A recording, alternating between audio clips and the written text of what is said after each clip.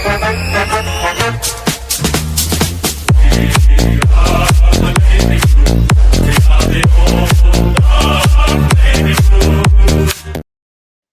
one and all, and welcome to our final episode of Trade Talk. My name is Mitch Pattinson, and as always, we are joined by Ethan Daffy. And today we are reviewing the trade period to an extent. I know that we will be reviewing just the final day because we've done the rest of the episodes through the trade period, Daffy boy. But I know that it's been an absolute jam-packed few weeks for both of us. But I'll throw it straight to you, mate. I know that you've been. I know that you must be glad that the trade period's finally done. But before we touch on what actually happened yesterday, I guess from a whole, how do you see the trade period from a Carlton point of view? Yeah, it's I think I was just like with this whole Carlton trade period, I'm just so exhausted, especially after last night. I thought it was a massive day for us as a football club and the direction we want to go in. And in terms of the trade period, I'm super impressed with what they've done. Like in terms of you're turning a situation that you didn't put yourself in with Curnow wanting to leave, and you like I know people want Errol Goulden, blah blah blah blah blah, but you're turning Curnow into two. Like I know Florent wasn't in that deal, but ended up being an independent deal. And that was a big factor in how we got the even better deal at the end, Beto. So with the 3 first rounders, but yeah, I'd say I'd give us an A. I'd give us an A for our trade period. I think we went from, not thinking we were going to be playing a massive part. We knew Charlie was on his way out, but we didn't know how that was going to get done, and we thought we might have folded in the end, Pato. But they held firm because they just knew that the Swans really needed him, and we'll touch on these 2 players that we're bringing in, and also. One we're missing out on, but I'm really, really pleased, and I just want the first day of pre-season to kick in because I'm up and about. Yeah, I can't exactly what you said. I can't wait until our first day of pre-season where all these kind of these dots come together and we can actually see everyone because we've got a lot of players in. We've now got Liam Reedy, Will Chester, OLLIE Florent, Will Hayward. That's 4 already there, and then also Ben Ainsworth. Like he's going to be a superstar heading into next year. I really can't wait to see him. But also with a few draftees coming in with Harry Dean and potentially Ison as well. And then that means that, like, whether we go up in the draft and maybe get an even better kid as well, because now we have pick 1 and 11, we kind of have the leeway to actually offer maybe like an Essendon who already have a few top draftees, like top draft picks, to say, look, we will give you 9, 11 and maybe a future first to secure whatever. I don't see it happening. Most likely, I would see it for next year. But either way, I think it's an exciting time for the football club. But yeah, I actually agree with what you said earlier. But that's why I think we're going to move straight on to, I guess, the whole conversation about Charlie Curnow and now that he's officially a Sydney Swans player.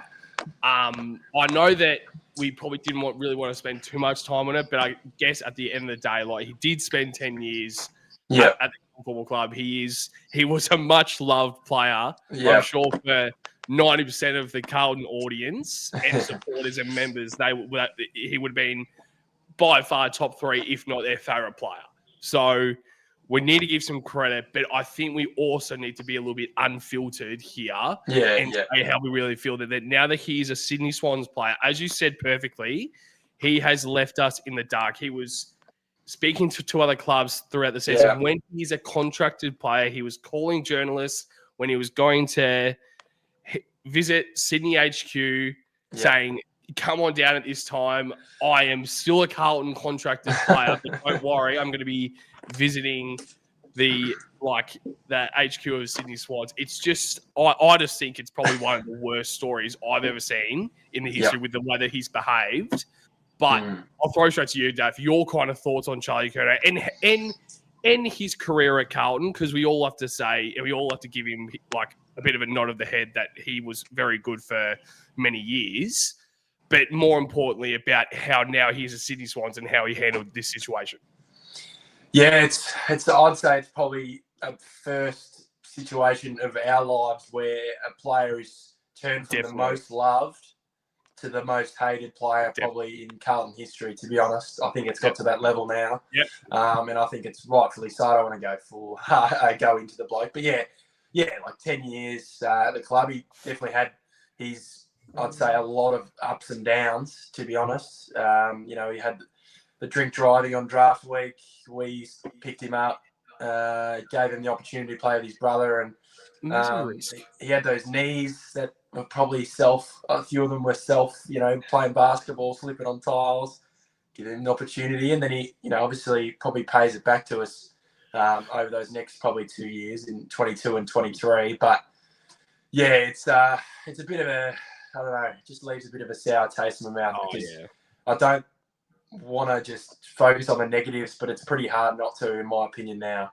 I think you tarnish a bit of your legacy. You really do.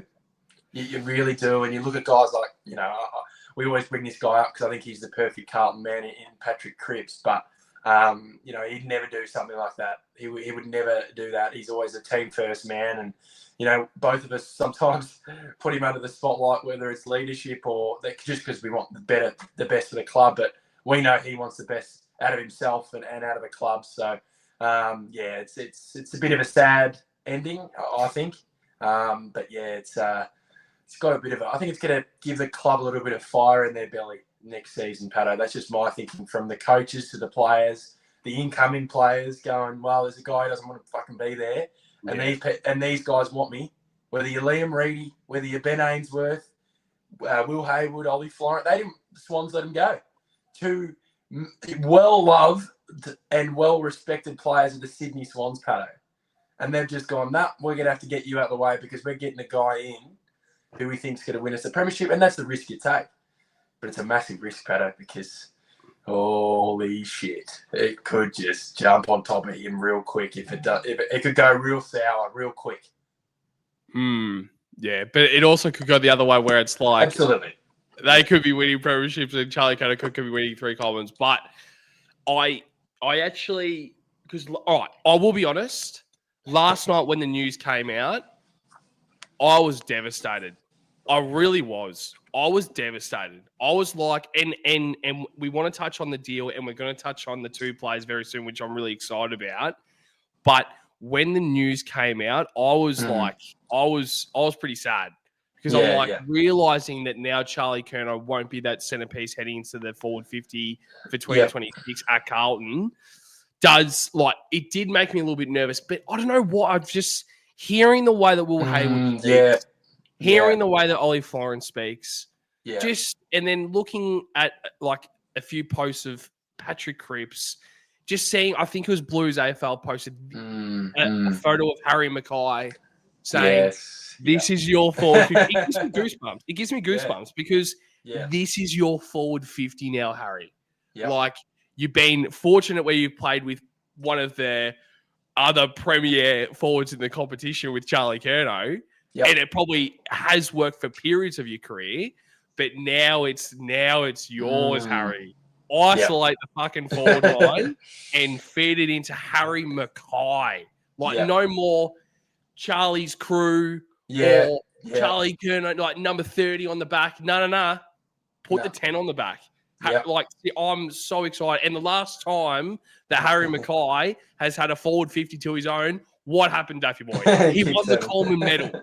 So I am just so excited to see like new opportunities from guys that they wouldn't have had if Charlie Curnow was still at the club. And I'm sure, and it's not even Charlie Curnow, it's TDK. Mark Pittman would have had the opportunity to play. Liam Reedy wouldn't have had the opportunity to play if TDK was still at the club. Jack Silvani as well, now that Nick Haynes can lock down that role, but also Harry O'Farrell will develop. Harry Dean will come in, play round 1.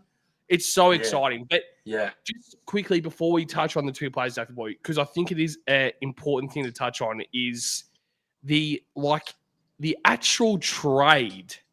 So for the first time in history, Carlton have 2 first-round picks heading into the next 3 years each year. So next year, obviously this year we have pick 1 and pick 11.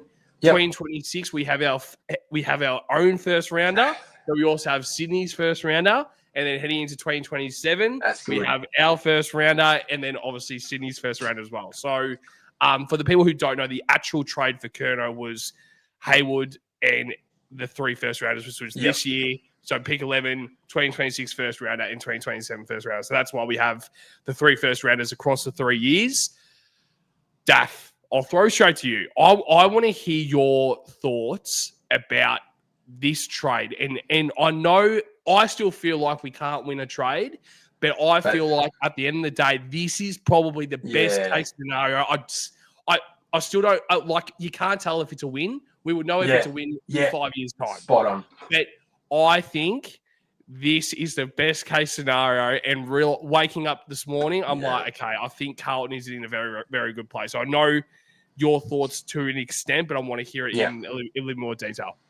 No, I think you're spot on. Like, you're not going to know any trade. You're not going to know. It's 5 years down the track. You look at the Judd and the Kennedy trade. That was more than 5 years. It was 5-10. They're still talking about it to this day, and then both players retired, Pato. But just because it was such a big trade. But yeah, it's no, I'm incredibly happy and excited about what they've done. They've filled me with a lot of confidence.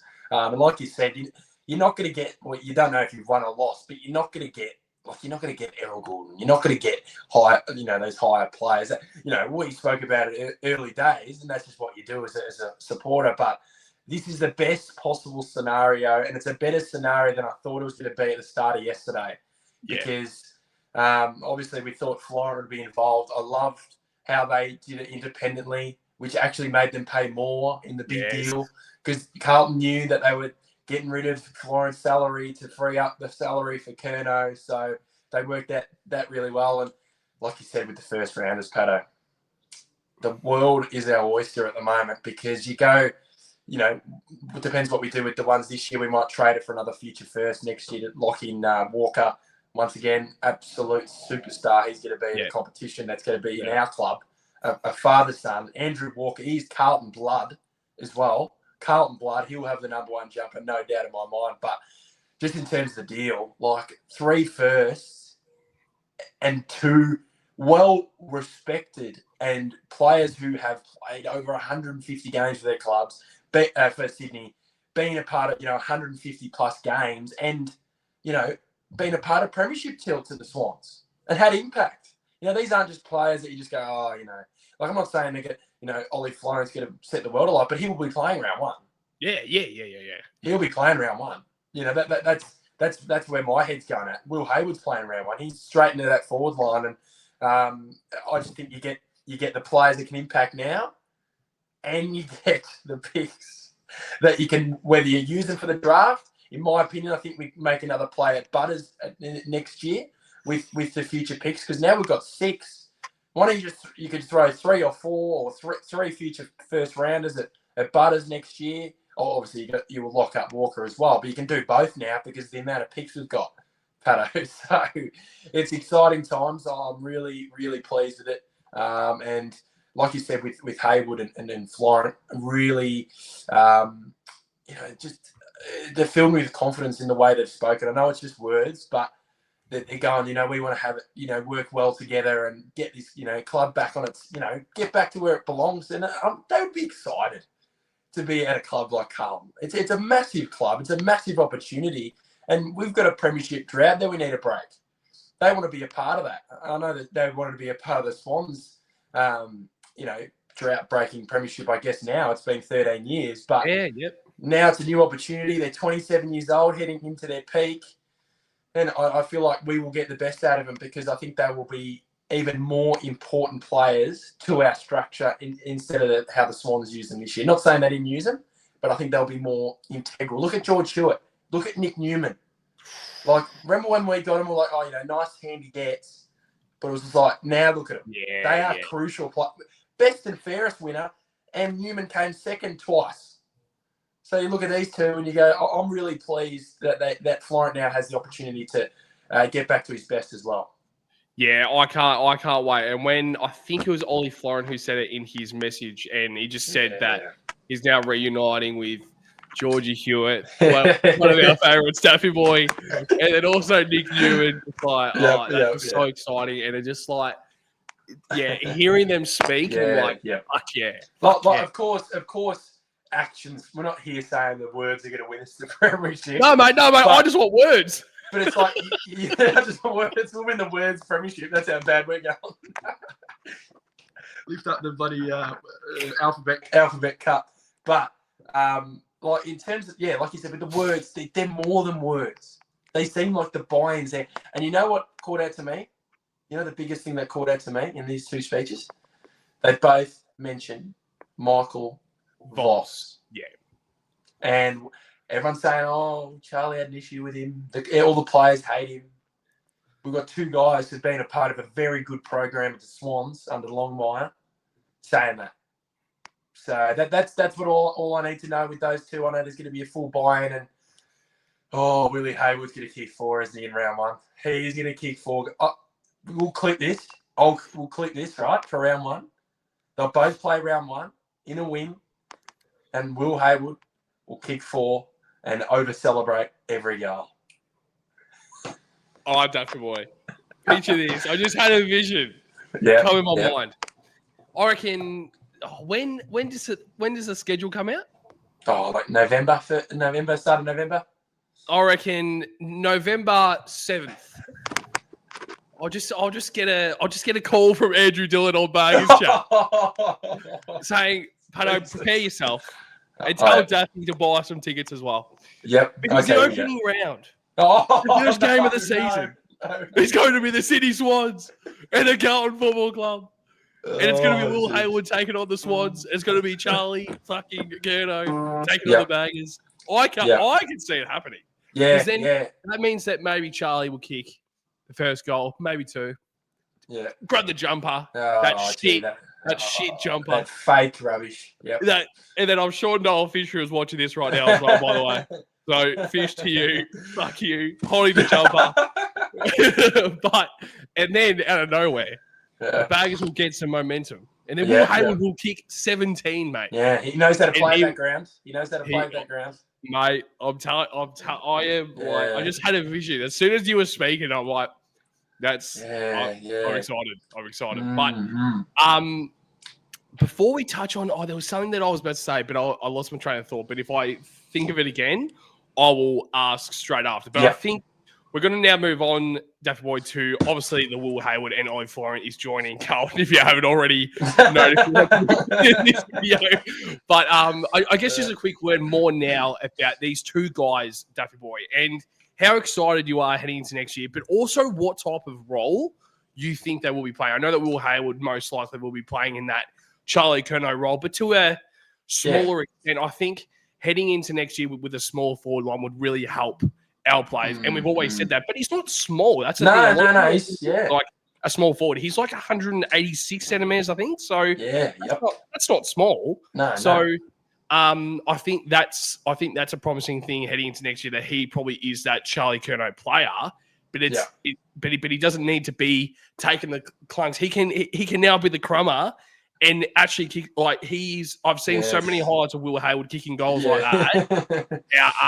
That's really promising. But also about OLLIE Florent, that's a little bit unknown. We don't know if we're going to put him on the wing or if we're going to put him at halfback. Personally, I thought that they were going to probably play him as a winger, but it looks like they're probably play him as a halfbacker, which I probably don't mind.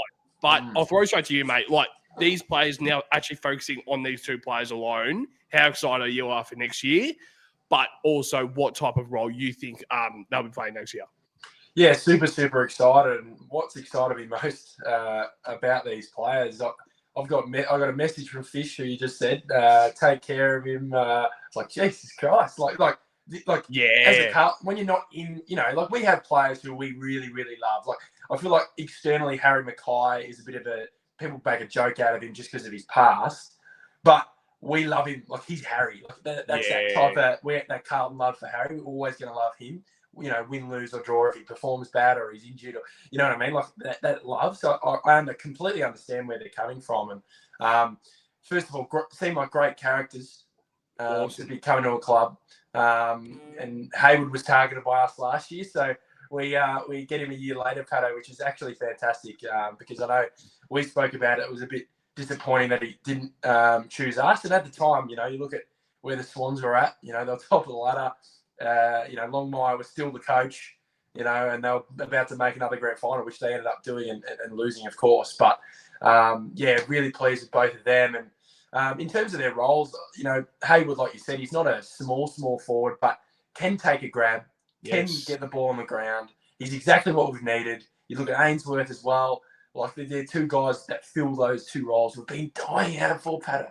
We've been crying out for years to have guys that can finish in front of goal. And it's hurt us at points. It has hurt us. I know we had Owies, who was a pretty good finisher, but I feel like these guys are a little bit more, like, they're agile and they can take marks and they can finish wherever in a set shot point of view, or just like you said, a typical Will Hayward pick up the ball from 15 metres out on the ground and snap it through, and those types of those highlights you see on Instagram. But in terms of their roles, I see Hayward playing that, obviously predominantly forward, but he can play that high half forward role, which Vossi seems to enjoy. I know they'll have to tinker with the game plan next year, otherwise I don't think we move forward. But he'll play that forward role if needed, deep and also high if they need it, as well as a marking option. And he's really agile, so he can be around the stoppages as well. He's got that burst, that very modern day forward, Pato, and I'm just liking the look of him. And in terms of Florent,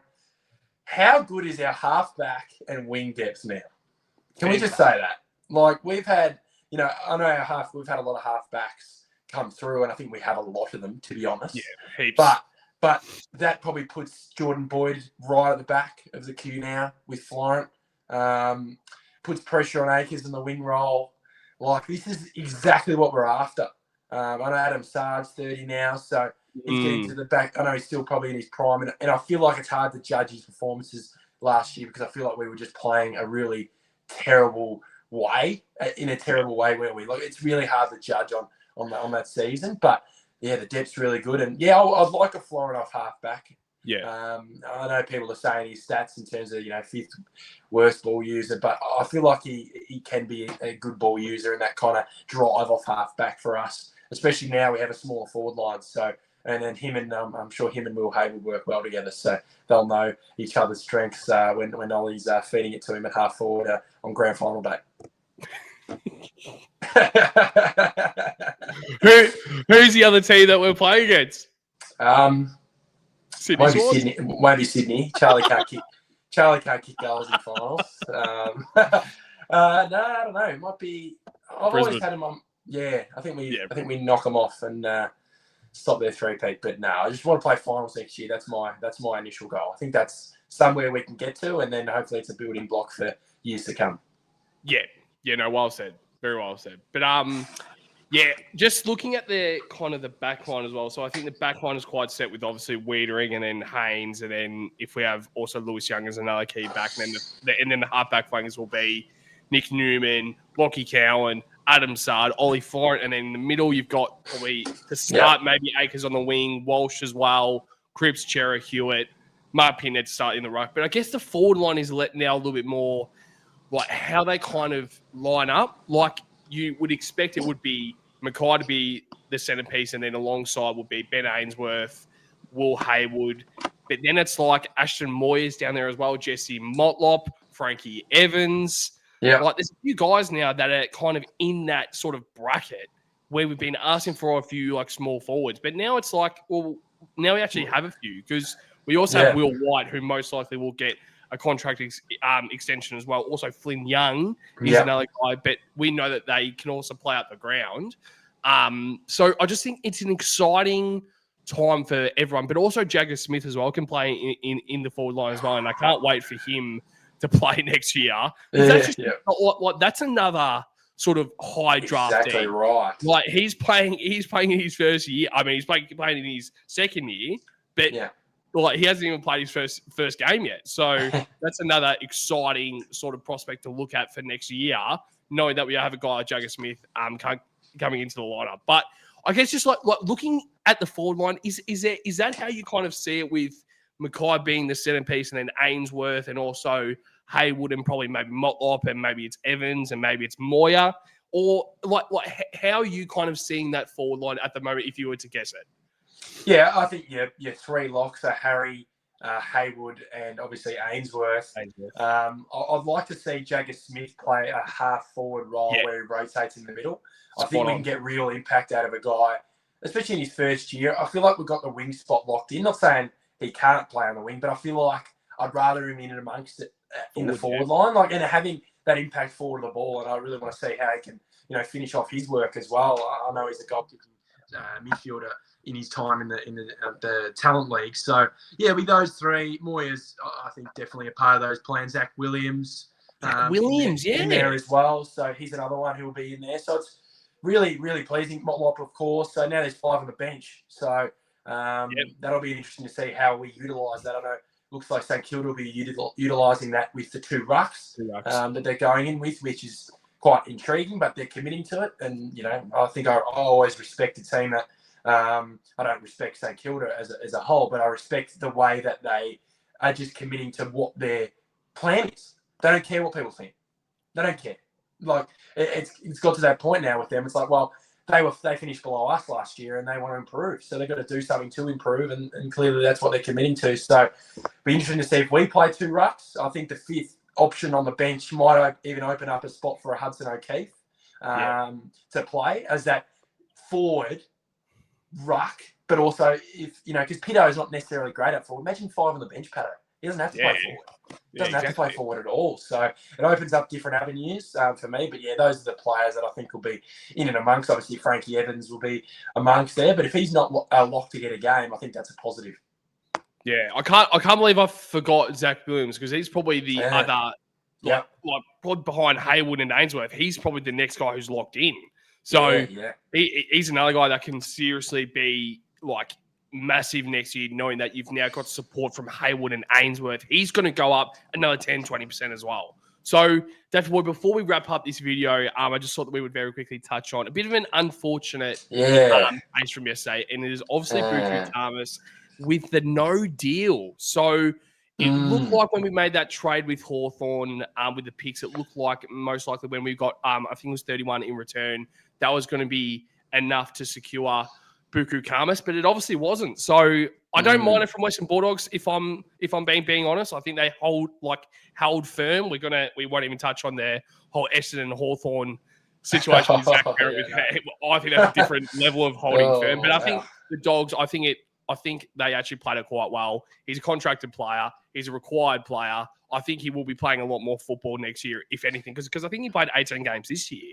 So kind of a quick word on Buku Khamis, Dr. Boyd. I know how much of a fan you were to get him into the club, and now that it is a no deal, we now had to find another way to kind of add a player like Buku Khamis. Yeah, it's disappointing. It's probably the first trade period where multiple players who requested trades didn't actually end up in the clubs they requested at. You just don't see it often. So, yeah, I do look at the Dog situation, and I do find it very interesting because he played a lot of games, but he's a guy that they just continually switch positions, and he's never in the same position, and they never commit to him. And I feel like it's a very Western Bulldogs thing at the moment where they've got guys who they just float around different spots and they're not really locked in, and they never play well enough, so they drop them because they don't have a role. And it's like, well, that's clearly why I wanted to come to Carlton. And we'll pick 31. So the Dogs wanted pick 31, and then we used it for the Sydney trade. So you look back at it and it's like, well, that's the priority. That's the priority. I mean, you've got 3 first-rounders and Hayward coming in. I think you make away with pick 31 there, Pato. But, yeah, disappointing for him because, you'd have your mind set on coming to Carlton and having a new challenge. And I think he'd be a guy who would be getting a spot in the team because he has that ability to play both ends. And my thing is, you know what my initial thought was, Pato? And my initial thought when this happened? Mitch McGovern will be at Carlton next year now. And I'm happy about it because there's a guy who has played a lot of footy with us. We know what he can do. And I was not off him, but I was off him in the sense that I'm fine with him going if we got Khamis in. But now we've got a guy who's ready to go. He's ready to go. Loves playing for Carlton. And I think he's obviously good enough and that experienced head down there, Pato. So, he would have been thinking, fuck. That changes a lot now. That changes the whole situation because I think I think it's an ideal swap, those two, because they both can actually play both ends if they have to. So, yeah, I think Mitch McGovern will get the offer unless we have another player in mind. But I would imagine it's a much easier way to sort it out when you have a player who you can trust. Yeah, I think that's a really good point. And heading into next year, I know we're going a little bit over time, Daffy Boy, but I've just got one more question before we wrap up the video. But heading into next year, like, do you think it would probably be Wiedering, Haynes, and McGovern being that trio in the back line? Or do you reckon McGovern would play in a bit of a different role heading into next year?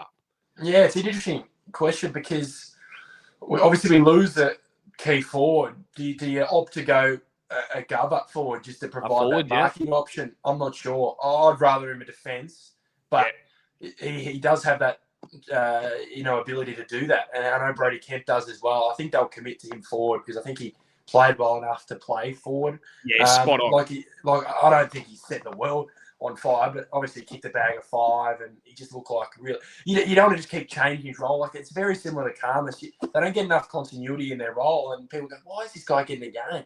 But it's more like, he's good enough, but they're not playing in a role that they're kind of confident in. So I guess you keep Kemp down there and Gov down back. But yeah, it's obviously got Harry Dean in the mix as well. So our key stocks, especially defensively, look really, really strong. Really and it's to be honest, it's going to be hard to predict the best 22 for round 1. Like, that's going to be an impossible thing, I think, right now. And that's a great, great problem to have because our depth has just gone massive, like, great.